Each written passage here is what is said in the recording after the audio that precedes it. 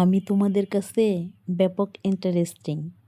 কেউ ভাবো আমি খুব শান্তশিষ্ট, আবার কেউ ভাবো আমি শান্তশিষ্ট।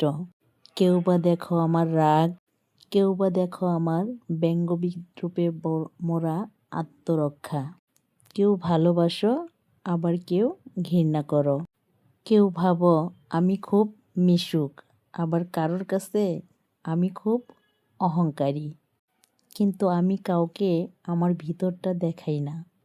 আমি যে কতবার হেসে কাঁদি সেটা কারোর জানা নেই।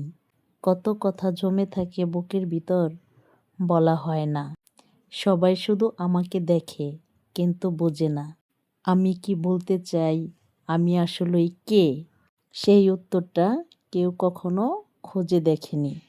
দিন শেষে হিসাব মিলাতে গিয়ে দেখি আমি আসলেই একাই হাসছি, আর একাই হাসতেছি, একাই হারিয়ে যাচ্ছি। এটাই হয়তো আমার জীবন।